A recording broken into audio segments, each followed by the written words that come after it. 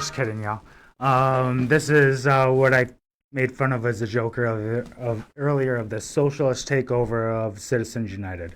Just joking, though. My name is Wade Van Valkenburg. I'll be your host tonight. John had surgery not too long ago, so he is recovering, and I hope to see him back here next week because John is born to do this and give you all the facts about what's happening in Niagara County. Now, I'm with my awesome buddy Brian here, who is a producer and treasurer of Gorillas Inc. How are you today, Brian? Real good. Thanks, Wade. Thanks How you doing, bud? I'm doing good. Thanks for coming in and producing the show. You know, weren't expecting John. We weren't expecting John to have surgery, but you know, I hear when this surgery is done and he's fully back together, he's gonna have the neck of an 18-year-old. I said, what does that even mean? So what do you think that means? Like he could go play football or whatever, you know, after this, and he had the strongest neck in the world, kind of like Lex Luthor. Bam, with the thing after the surgery. You don't know. Oh, that metal forearm? Yeah. I met him at an Arby's once. You did? Yeah, he was doing some kind of signing. And I showed up, and some 10-year-old boy with something for him to sign. I think it was a picture. Yeah, you still don't have that picture. Obviously not. Obviously Wait, I have not. nothing from my Yeah. childhood, thank you.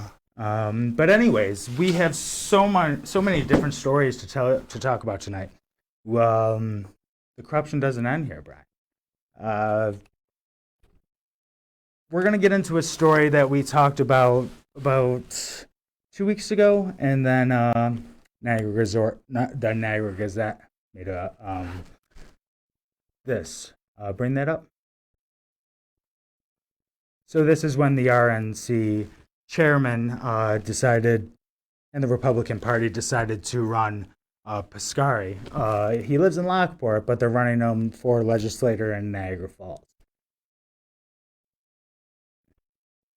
If you don't see how crooked politics could even get worse from doing such a thing,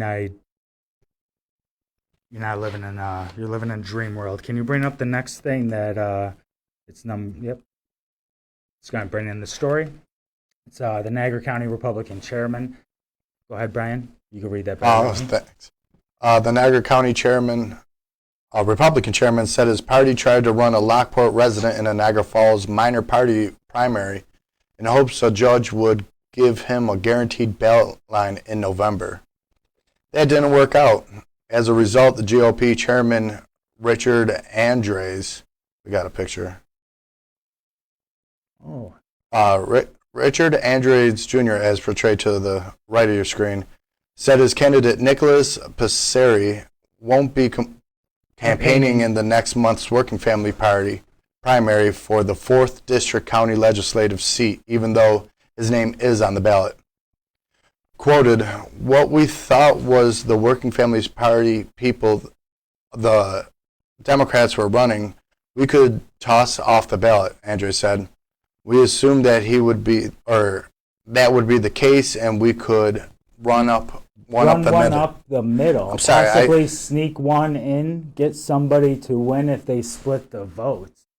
It's a wordy quote. So that's why I actually made that little Working Families bag right there on them with just trying to sneak in there and run a person from a different city that is definitely not a part of that community at all. So I don't really understand that. Can you read this one for me, Brian? I'm going to try. All right. I hope you do. I'm going to try. Yeah. Time. Thank you. Because there are only 79 registered working family voters in the 4th District, Passeri's nominating petition only needed 2 signatures. The strategy was tied up to a GOP lawsuit in more than 15 counties, including Niagara and Erie. They tried to have all working families endorsed candidates kicked off the ballot on a technicality pertaining automated signatures of their nominations. The cases were consolidated into one, and a state Supreme Court judge in Syracuse last month ruled against the Republicans. "I'm focused on my own race, and I can't worry about everyone else's," said Steed. We'll get into Steed in just a minute or so. But what I really want to touch on is it was the Democrats it was Governor Cuomo, who, and them 9 committee members, I believe Laura Allen was one of them, that tried to make a law without putting a bill in front of legislation. This is why we went to court. This happened December 2019. We were at Niagara Falls State Supreme Court, and we beat them in the case. New York State Supreme Court said it was unconstitutional what they did. Now, the only reason we won is because how they went about it. It was just a couple months later where the New York State budget needs to be passed, and then it was Cuomo who slid this into the New York State budget. Talking about a budget where everybody needs money because of a pandemic, and this gets slid in there without probably being read. So what happens? Not only they added some little tweaks, basically stating that this would happen if third parties didn't get a certain amount of votes. They would 3 times the amount of votes they normally needed in the past. They didn't get this by the presidential election. They just don't exist anymore in New York State. Now, the only reason we have the Working Families Party, in which this whole thing is about, is because they're puppet parties. The Working Families Party, the conservative parties, they are puppet parties. They are the only people who, in the presidential election, the only party to not run their own candidate. So what happens? Biden gets that Working Families line. Trump gets that conservative line. Tell me how they're not the same. Brian, you got a story about why you think the Cuomo did what he did. Well, what happened was in 2014, I was at the convention for the Working Families Party. I was a little student government nerd. Okay. And I ended up, through friends, ended up at a campaign, and I watched them vote for their next gubernatorial candidate. Mm-hmm. And so that's when I seen the split in the Working Families Party between old school union members and like these hippie, bright-eyed, bushy-tailed, hipsters trying to make a earnest change in the world. Right.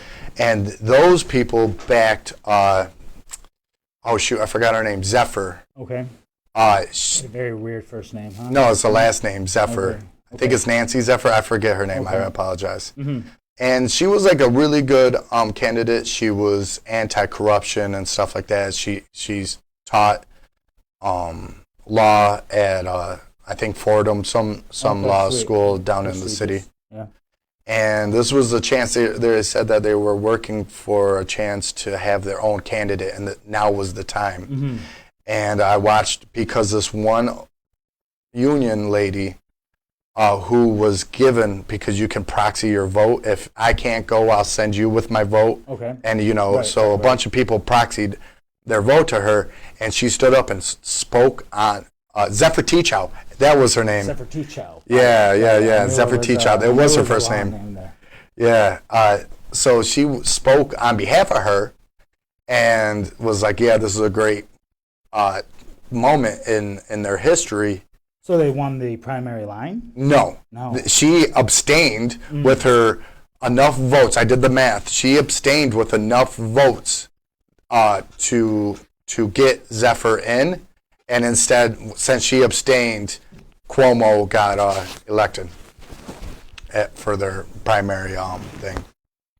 Right, and it was the election afterwards where actually the chick from Sex and the City. Yeah, I don't know her name. Oh, I know it because it's Nancy Nixon or Nixon. Definitely Nixon. Maybe her first name is not Nancy. However, she won the Working Families line in the next governor race. Did she? Yeah, because a lot of unions pulled out of that because of that whole kerfuffle. They lost a lot of support, the Working Families Party.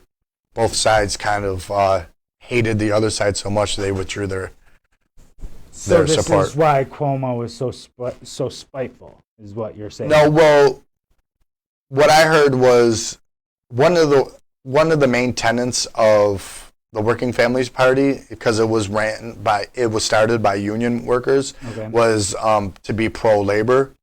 And so the Working Family Party wouldn't really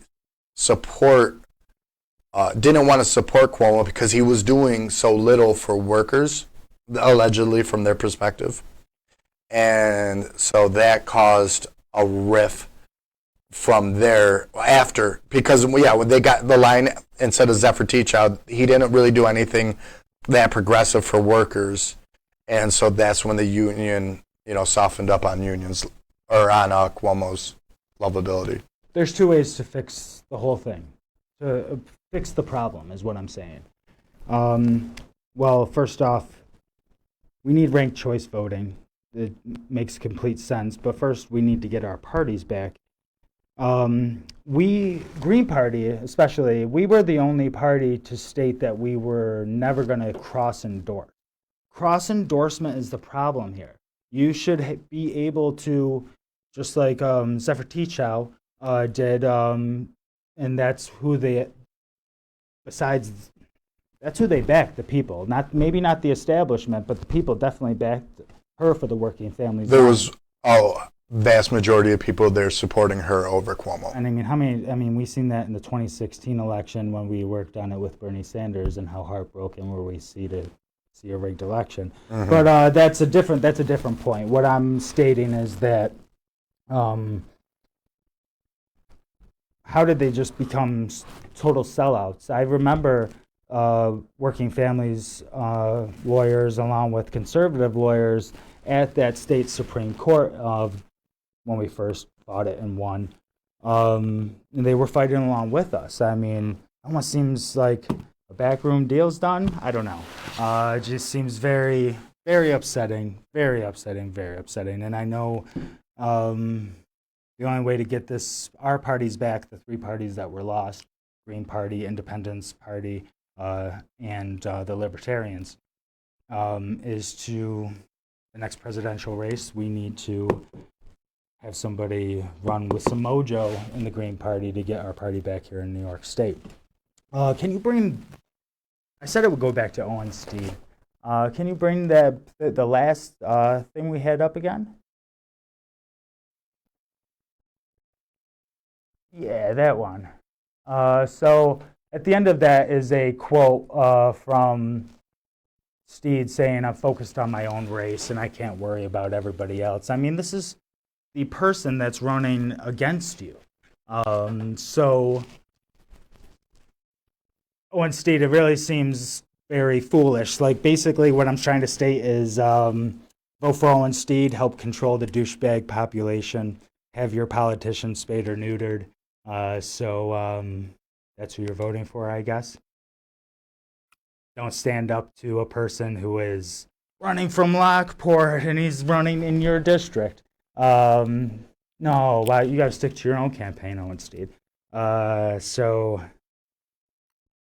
I wish Bob Barker was still around. Bob Barker was the man. I wasn't a big fan, but wasn't Martin Luther King Jr. the one that said that it was the silenced people that were the real problem? Mm-hmm. And so maybe you shouldn't be a silent purpose. How many leaders have said that?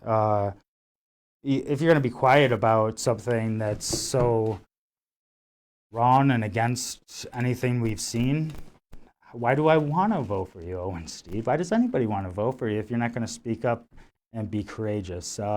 Blows my mind. But with that, with your public service announcement of the night that was with Owen Steed, we're going to go into a quick commercial break, and we'll be back real shortly, just a couple minutes.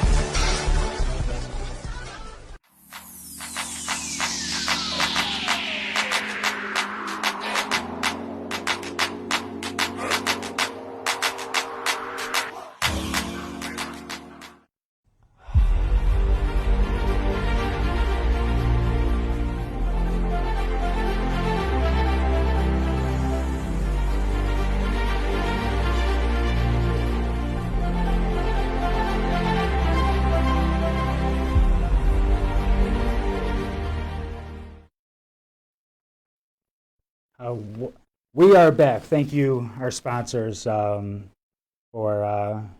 trusting in Gorillas Inc. and glad to make them awesome commercials for you. So yeah, we're back, and I think I left a little upset before commercial break.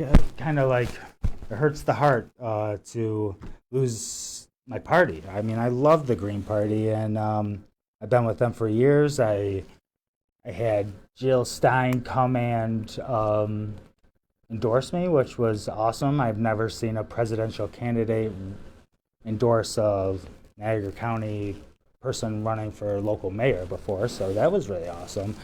Green Party, we are going to come back, but it's very hurtful. You're a Green, but kind of like not a true Green, right, Brian? You're a Green Party. I'm registered Green. Registered Green. Yeah. Thinking of getting out, or what are you going to do from? So let's say the Green Party, the Independence Party, the Libertarians, they don't come back. Okay. What are you going to do? Apathy. So are you going to just remain? Because right now it says apparently Green. It says under our registration, other Green. I don't know what that other is all about. Well, it means it's not a constituted party in New York State. I see. But they're still tracking it because it could. It's like it's on the bubble. You know what I mean? If they win the next game, they'll be reconstituted. This is the wild card round. Yeah, if they lose the next round, they're going home, unfortunately. So we need you guys. We need you to register Green. And you're not going to register Green. You can't register Green, then vote Green in this next presidential election. Because, like I stated, it was just 100 days ago. I think 101 days now that Biden's been president. If you think 102 days ago is any different, like, I kind of want to punch you in the face. Because there is no difference. It's the same vulture always attacking the most vulnerable prey. So that's how I personally think about it. Yeah. Let's bring back our party. So the next story we have coming up is about Troy Hodge. Now, Troy Hodge, it's been a year and a half. We're coming up on the day he was killed by Lockport police, where the case has been we just didn't hear anything for well over a year. The protest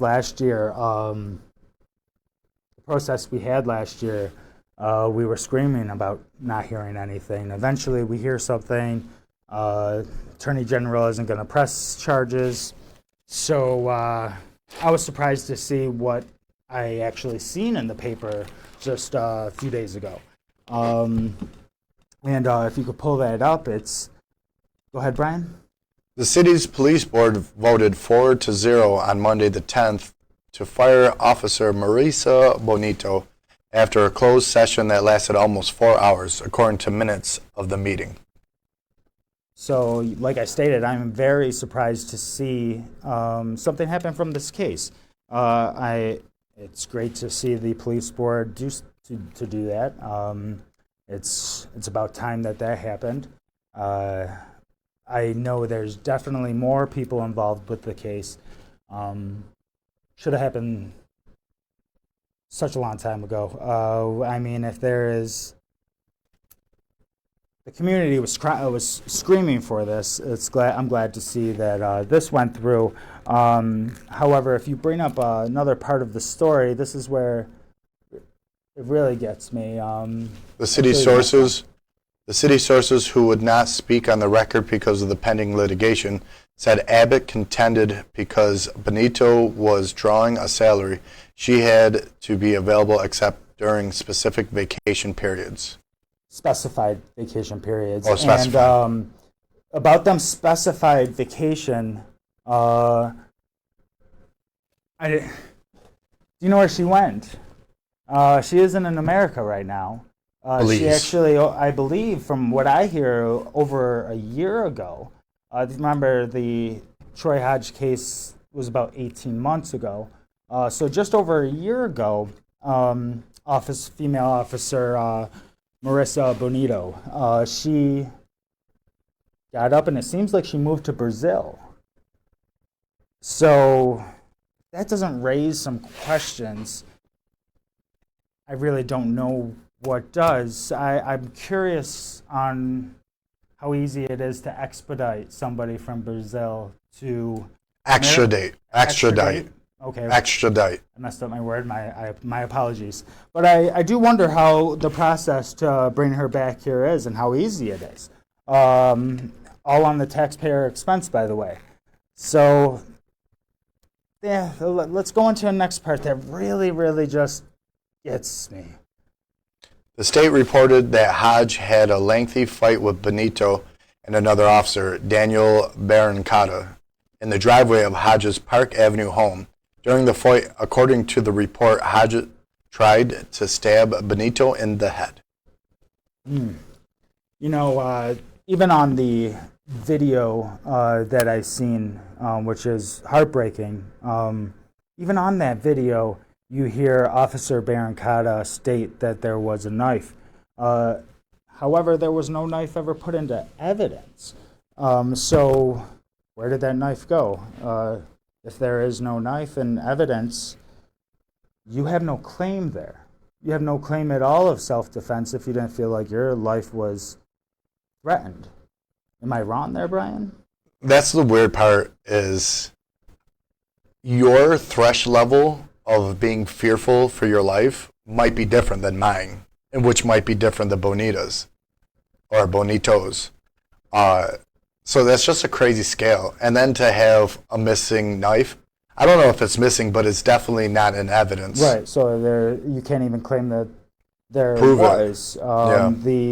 And especially from the only people who weren't of law enforcement there, one of them's dead, and the other one was the mother who called on her son, who Troy obviously needed some help issues. Something must have been happening in his life to make him so upset. So everything that was played about, and you see the video of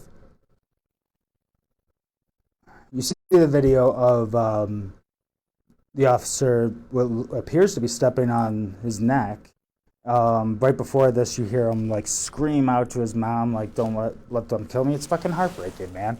And for this to get no publicity, like the Floyd case just happened, man, and everybody just went nuts about this. But I'm telling people in Niagara Falls about this story.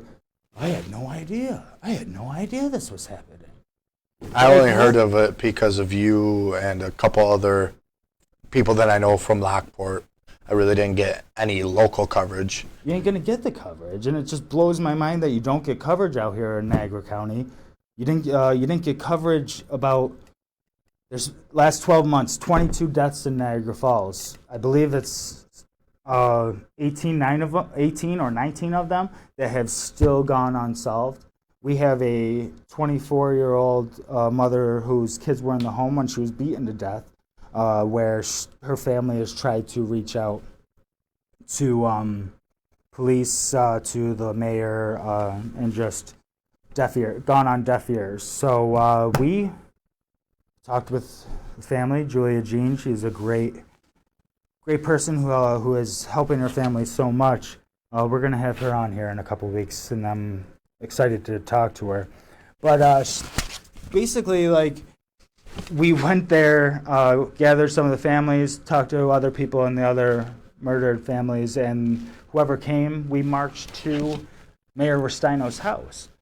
We stated how the poverty rate out here in Niagara Falls just is adding more to the crime, and basically just stated, you're not doing your job good, as well as you think you are.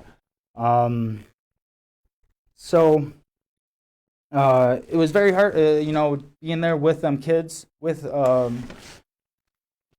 Mrs. Wilson's kids, was very hard picture to see. Having cops surround us in all areas, SWAT, we're talking canines, we're talking the Niagara County sheriffs, the state troopers, and I've never been blocked in. I've been in a few different protests. I've never been blocked in such a way where, like, I can't go that way. I can't go that way. There's a barricade and there's dogs there and a huge SWAT tank, and like I seen through the window when I got somewhat close to it, and there's like seems like 20 to 30 cops in the back of that SWAT tank. Scary stuff, and I could only imagine like what was going to happen if anything was going to happen, because there was many little kids there, and you would have think this would have had much news coverage. We marched to the mayor's house in protest. You don't really hear that often. People do that, but we did, and it got no media coverage. So it isn't just the Troy Hodge case. There are many people who are suffering in Niagara County, and it almost seems like the numbers are just, they don't want you to know. They don't want you to know. Why? Why? The people need to know, because before the 22 murders in these last 12 months, I believe the biggest 12-month span before this was 8 in Niagara Falls. We went from 8 back in like 1986, I believe it was, to 22. If you don't see this as a health emergency, you should. We have not only the Wilson family struggling, they lost two of them are part of the Wilson family.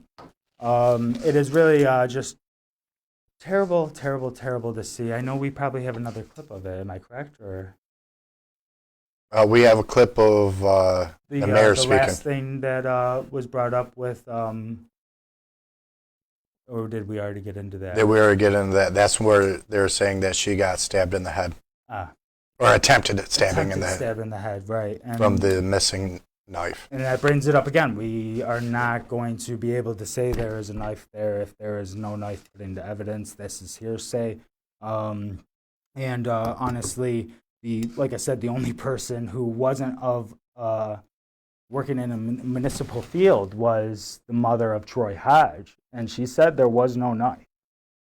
So I'm taking her word for that.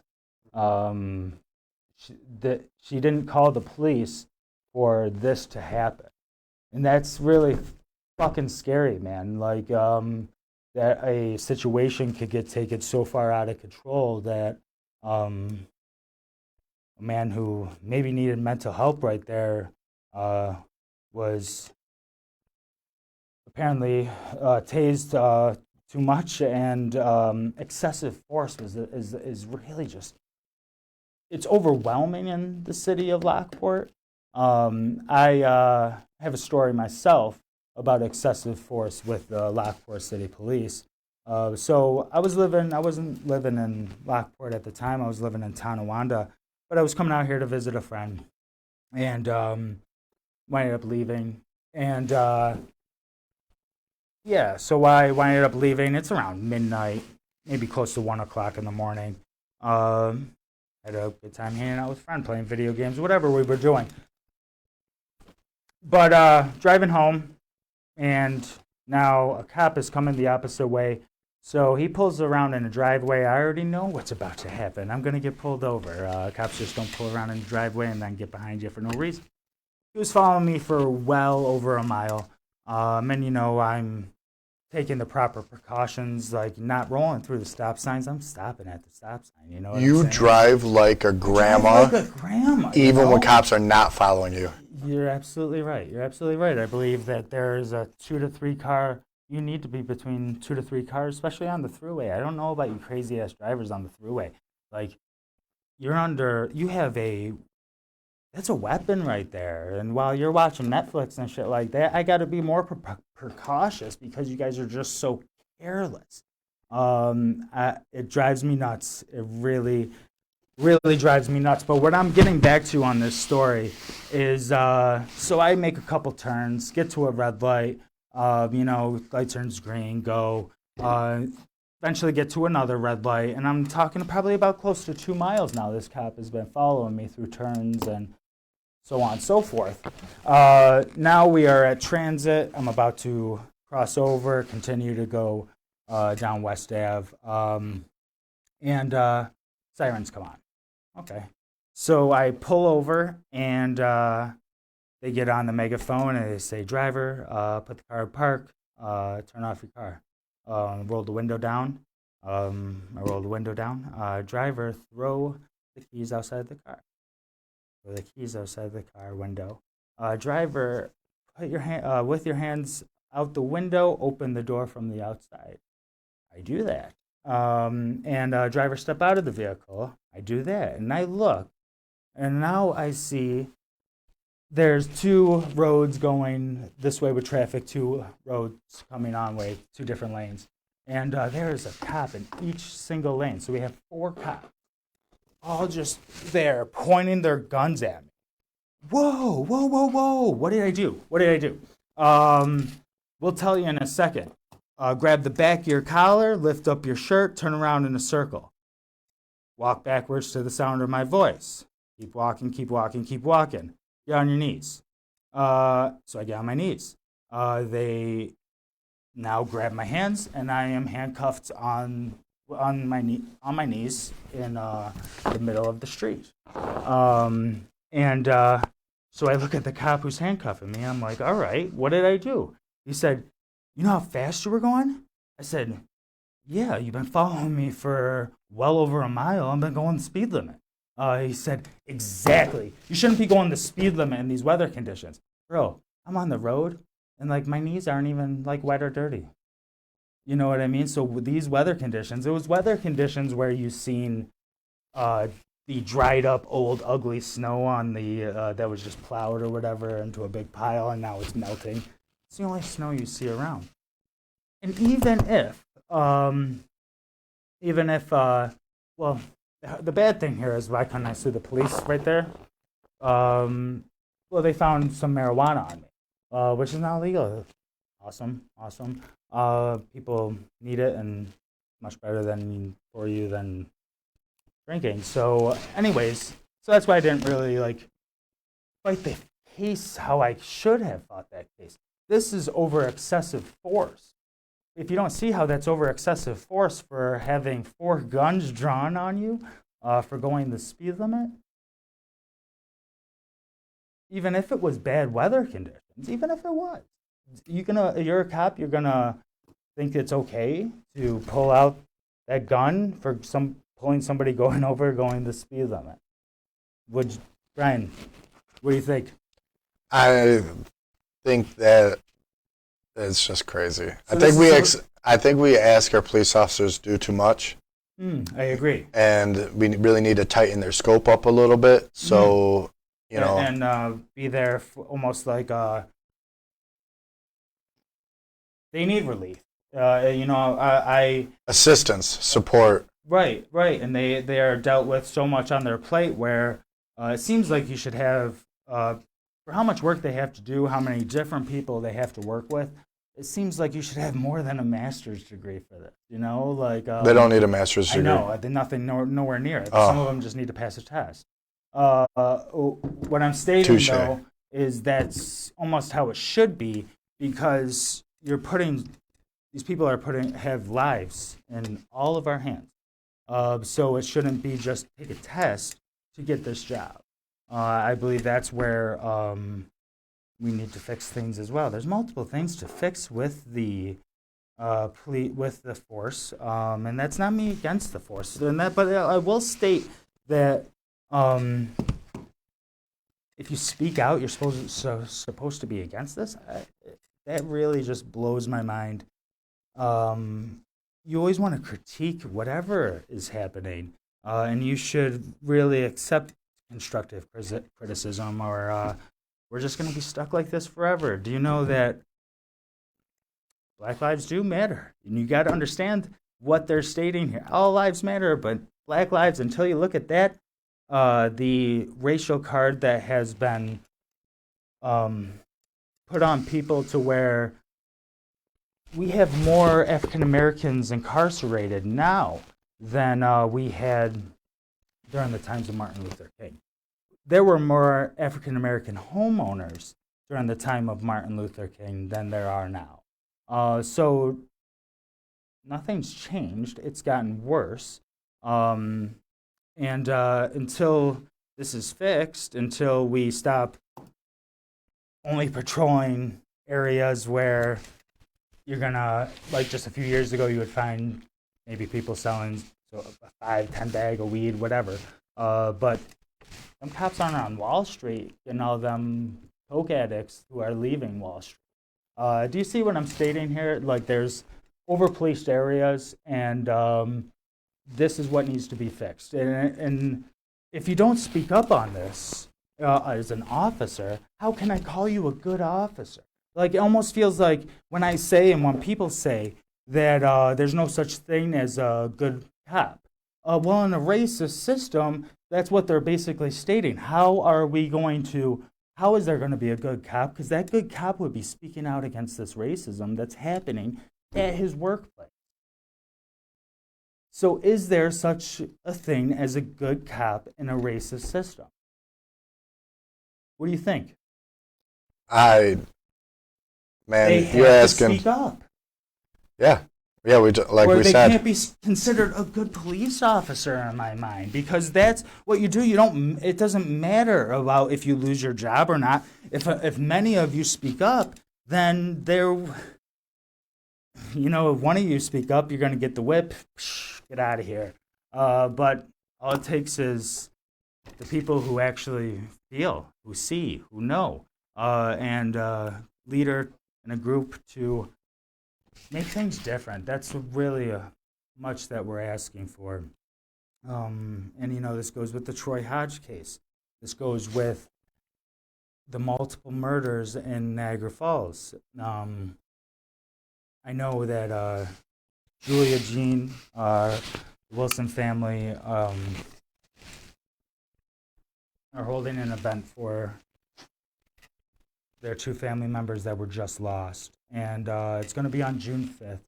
I'm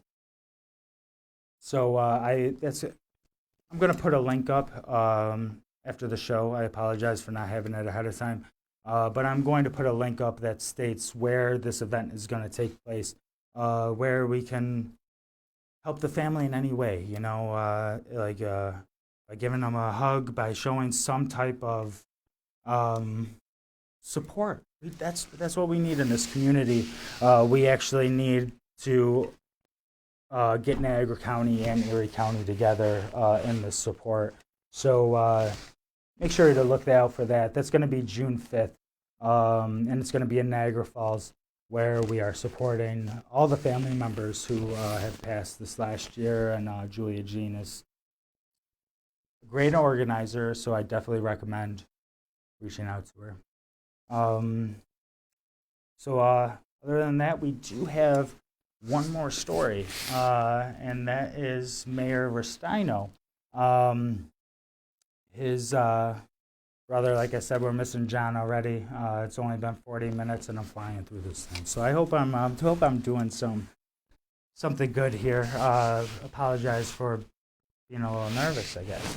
But this is Mayor Restaino, John's brother, who has really just been clueless on his job as mayor, it seems like, and even before that with when he was judge, and his actions that made world news was just terrible, by throwing a numerous amount of people, 30, 40 people in Niagara County jail because somebody's cell phone went off during a court procedure he was overhearing. This is Mayor Restaino, who is actually on, what is this, Channel 2 with Jackie Walker? I believe it's Channel 2. I try not to watch the news anymore because they're kind of really almost fake. I just look for clips and pieces, and I found one about Mayor Restaino. Can you pull that one up, Brian? Well, tonight at 5:30, we're putting our focus on the Cataract City, Niagara Falls. To talk about the city's future, we have asked Niagara Falls Mayor Robert Restaino to join us. He was elected in 2019. Before that, he served on the Niagara Falls School Board and extensively in the court system, including time as a Niagara Falls City Court judge. So he's joining us live via Zoom tonight. And Mayor Restaino, we welcome you. Thank you for being with us tonight. Hi, it's great to be here. Now, we've talked recently, but earlier in the pandemic, of course, the pandemic has had a terrible economic impact on just about every major city in America. But Niagara Falls has faced a double blow because the border between the U.S. and Canada has been closed for over a year now. So how is Niagara Falls faring? And we just had the Senate Majority Leader here talking about it this week, reopening in some fashion. Well, initially, let me say that you're absolutely right. Niagara Falls did suffer an additional blow because of the border closing. We did see some improvement in the hospitality industry toward the tail end of last year, and our initial numbers in the first quarter look good. But the real test will be where do we head as we get our April numbers in to see where we're at, comparing them to 2019 before the pandemic. But there's great optimism here. Among the hospitality industry, we see good signs. The majority leader made what I think were some very smart and safe suggestions to reopen the border. I even, in my conversation with him, we know in New York State, we have the Excelsior Pass. I'm not saying that that's foolproof, but that certainly could be some technology that we might be able to use for those who have received the vaccine to cross between here in Canada and between Canada and the U.S. How soon do I see it happening? I know that there's great pressure being put on the Canadian government by our federal government. So I think that the conversations are going to be happening in earnest. I'd like to say that sometime next month, I'm hoping to get some positive news that the border is open again for business. Wait a minute. Are you saying you're hoping to get news next month, or you're hoping to see the border open next month? I'm hoping for the border to be open next month. How soon next month? It's still going to be up to the technology. I mean, I'm optimistic. This is a conversation that's been ongoing. I don't necessarily think that these will be new discussions. I think that what's happening right now between the agencies on both sides of the border is just sort of figuring out some of the logistics that has to happen in order to make sure that the transportation across the border is safe, as well as making sure that we're doing it smartly. As the senator said when he was here, we have technology and we should be leaning on it to get us through this. Okay. A related question. Niagara Falls was due to receive about $55 million under the American Rescue Plan for COVID relief. What are your plans for that money? And will it be $55 million? Right. The total amount, as we understand it to be, will be a total of $59.5 million. That money will come in two parts. Some will be coming this month, and then a year from now, the balance. Right now, we've been working on a plan since the middle of February with the anticipation of this bill being passed.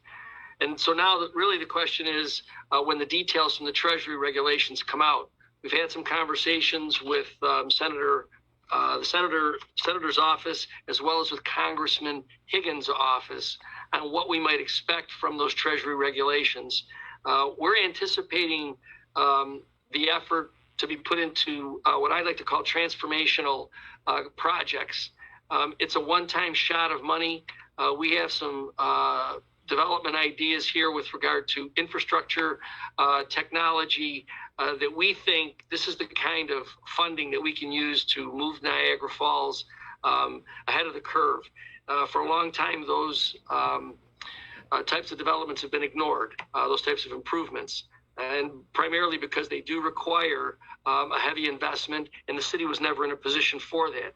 This funding can give us an opportunity to do that. Yeah, give me an example here. You're Sure. saying you've got plans, but you're not being specific. Give me an idea what you're talking about. I can tell you that one of the things that we're looking to do is improve the technology all throughout city government.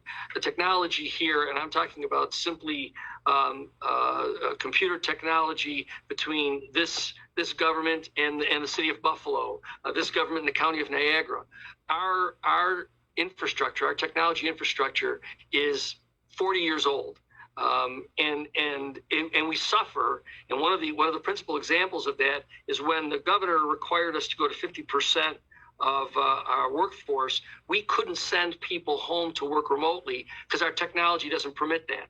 So these are some of the things, and even to say that, it seems as though in the 21st century, it's crazy to not have that kind of technology.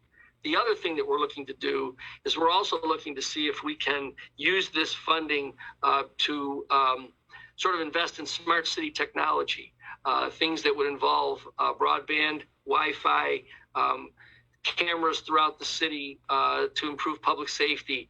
We also want to look at the opportunity to change the lighting in the city, to use this kind of funding in that infrastructure way.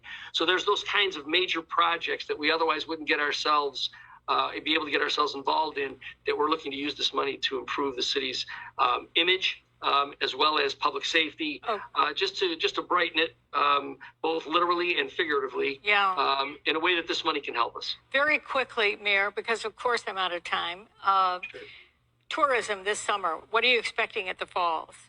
And we're expecting to have a very exciting year this year in tourism.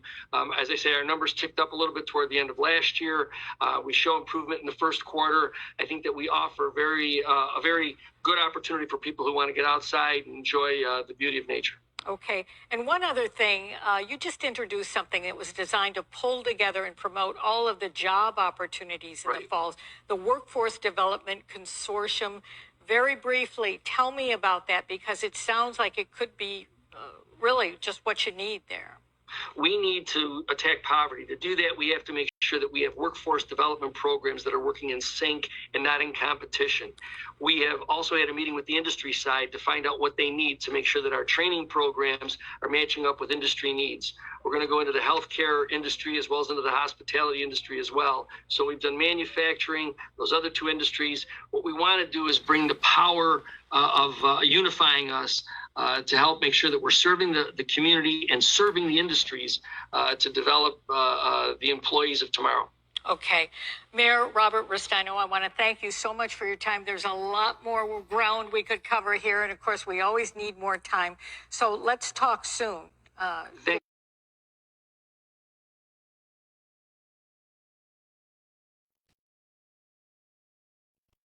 So much to talk about in that 8 minutes. I apologize for such a long clip. We wanted to let Mayor Restaino say what he had to say.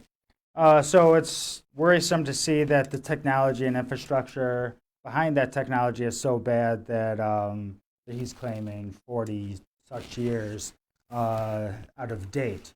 I don't think now is the time to I mean, you went this long. Your complaint was during the time of COVID. It seems like, I guess it's getting on the right track with COVID. Who knows? But what I am stating here is now's not the time for that. We have $59.5 million going to Niagara Falls. And the technology, no. We need to fix the poverty problem that I was screaming when I was at your front door. The poverty is at over 27% in Niagara Falls are considered to be in poverty. The national rate is only 13.5%. So it's 27 point something in Niagara Falls. So we're talking more than double the amount of poverty in Niagara Falls compared to the national average. Now, if this isn't alarming, I don't know what is. Like I stated earlier on this show, we had 22 murders in these last 12 months in Niagara Falls. if you're not going to relate poverty to that problem, you have to. You have to. So that's there needs to be some type of preventative stuff to stop this crime from happening. If a person has a good job, and they're going to be less likely to murder somebody or rob somebody or do crimes that they just wouldn't do if they were in a stable position. So I am curious to actually hear about the workforce development programs that the mayor is speaking of. I really hope that, I'm rooting for him there, because that's actually something I stated when I was running for mayor in Lockport. We had, like I stated in the race, Lockport has 21,000 residents, just over 21,000 residents. North Tonawanda has just over 31,000 residents. So about a 10,000 resident difference, North Tonawanda having more. So how does Lockport have more than double the petty larceny cases than North Tonawanda does? Because North Tonawanda has 10,000 more people. Why is that? It screams poverty. It screams a huge poverty rate. And if you were going to lock that same person up multiple times for the same little petty larceny crime, we need to push vocational training. That is a need in our country, where you become an LPN, cosmetology, carpenter, so on and so forth. And then you can even move up from there. So we need these people, especially in the shortage of employees that we have that's happening right now. This is the time to develop a workforce development program, especially for the people who are, instead of just throwing them in jail, we have this new bail reform. Make them go to vocational training, and then you won't see, and then we'll even take it off your record. You go finish this, show some responsibility. We're giving you a chance here. And then we're going to have so many more upstanding citizens, less crime with these type of programs. So I'm really curious on what Mayor Restaino was saying at the end of the 8-minute clip that we just showed. However, I will also say that them talking about tourism for 3 to 4 minutes there. When tourism comes into Niagara Falls, the only people it's helping is Albany. Niagara Falls hardly sees any. They don't see any of that money. That art exhibit that's going on Goat Island there, you're not getting any money from that. This 50. I keep saying 60 million. It's $59.5 million.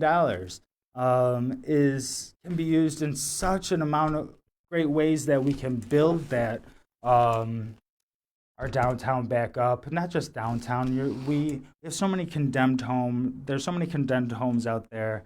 It's funny that all of them have a Janelle Fossil sign out in front of them, so kind of shows you her campaign. But that's off the point. We have dilapidated homes in Niagara Falls. We have a downtown that is just sunk. We used to have the concert series out there. I remember seeing my favorite band play out there a couple different times, Our Lady Peace. So we got to bring back Our Lady Peace, by the way, get them out to Lockport or Niagara Falls. Both. That would be awesome. It's going to take much to build a broken economy. It's going to take not only it's going to take support in that community. You're not going to get that by ignoring people whose family members have just died. You ignore them people. You ignore. This isn't the leader for us, is what I'm trying to state in Niagara Falls. And I don't know when it's going to be, when everybody just starts waking up. Don't keep hiring voting for a person because he has this name or that name. Oh, they used to be a judge. They used to be a mayor. They used to be a councilman. What? Did that name fix anything? No. We need people who are going to speak up. I was very encouraged to hear Mr. Kevin Elyon, who was on last week's show for Citizens United, and how he's speaking up against his own Republican Party. That's the encouragement that, like, yeah, I'll be right there with you, even though I might not. There's so many things that I don't agree with Mr. Elyon on.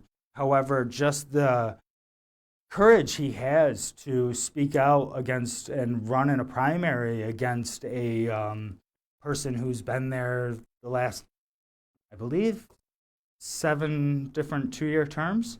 I could be wrong there, but I know Mr. Nemi's been there a long time. So to see Mr. Elyon go into a primary and go against his own Republican counterpart, hats off. Hats off. You're probably going to be shunned after, or if you lose, I should say. But that's okay. That's okay. Because that's what we need. That's what we need. The leadership to speak up to your own party. Not to be in cahoots with each other. And then we see way too much of that. Good Thing Zone is gone, by the way, so hopefully we see less of that. Mr. Andres, you didn't show you're any better by zone on what we showed earlier in the show, how you're just, you're one of them Republicans, I believe, like a Trump supporter who is screaming so much, rigged election. This is a rigged election. You guys won't shut up about it, but you got the same people who won't shut up about it. Obviously, all elections are probably rigged. Tomato, tomato, you got the same fucking vulture in there, so it really doesn't matter. You're doing the same thing, Mr. Andres, that your whole party's complaining about on a national scale. You're trying to swing some things on a local scale, though, and if you don't see that being hypocritical, then you're part of the problem. There's so many problems. It's until you stop this two-party duopoly, you are not going to fix them problems. You need that third party. You need that fourth party. You need that fifth party. You need ranked choice voting. Until you get these, you are not going to fix the issue because it's the same wings to the same bird. It feels like this is fucking WWE, right? My kid almost beat the shit out of me the other day because I called it WWF. This is it. It's all drama. They are best friends off the camera, it seems like, and there's nothing getting done. And that's not what we need. We need a person like Mr. Elyon. I tried to speak out against the corruption when I ran without any benefits behind it. You don't have benefits when people come after you. It's very easy to, I will state this, though, I hate talking recently about federal elections and this whole national thing because it's easy. It really is. John Restaino, I miss you so much, buddy. You said it, man. I'm going to quote you right here. It's easy to yell at somebody who isn't going to yell back. What we do here at Citizens United is important because you know what? These people yell back. Just as you should have the right to yell back if we are speaking about you and you want to defend yourself. If you always come here if you are here as a guest, though, we always treat you like a guest. We want you to speak. We'll give our opinions afterward. But if you think that we've said something negative about you in all these shows that we have produced now here at Beautiful Gorillas Inc., definitely send us an email, give us a call. We'll speak about it, and we'll give you a side to tell for your story. One of our future shows, in which case we have a few people already scheduled, so we'll be booking you in a few weeks at a time, but we are looking for local people who are not scared, basically. We have a lot of people who are running for alderman, running for legislator, and they're cowards. They'll easily go on Vincenello's show. they'll go on. I'm sorry that Vincenello is facing some things right now, and wish all the best for him. However, they will go on these different shows that don't get many listeners, viewers, so on and so forth. I am very proud of Citizens United's numbers as the most watched podcast in Niagara County. So for you hungry politicians out there who are refusing to you talk shit, but then like when we try to address you and say come state your opinions, you won't do it. I think it's pure cowardness, and we're not going to give you the easy questions. Like,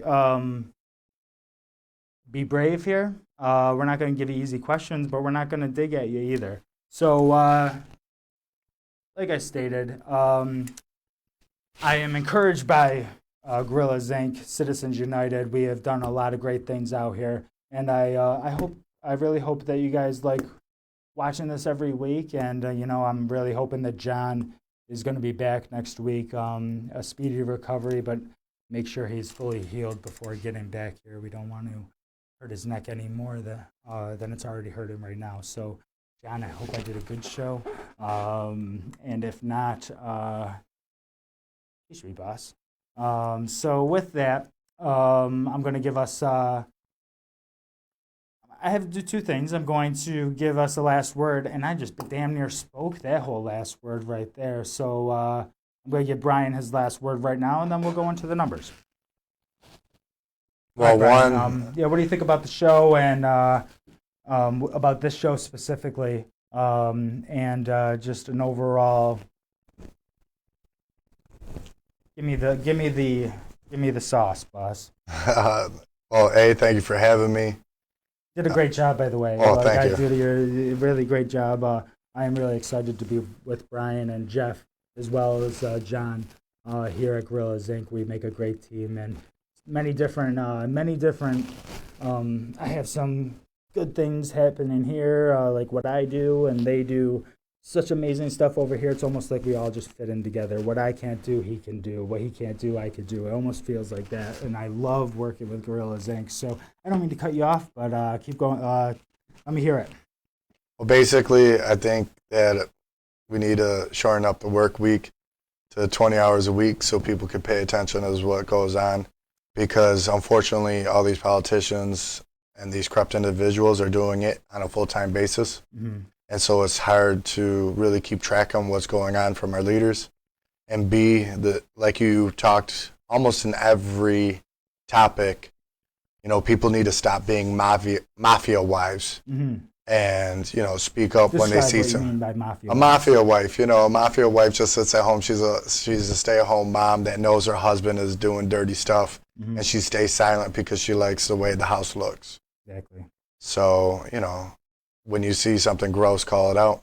Yes, that's the overall thing here. Is even if it jeopardizes your job or something like that, until we have them leaders in the community that realize they don't want that job if that's what it entails. You know what I'm saying? There is a thing called civics. That civics project. You gotta look into that with Tom Christie. Hopefully, we'll be talking to him soon as well. But I'm going to read the numbers, and then we're going to get out of here. Cool. Can you bring them numbers up so I can see them better?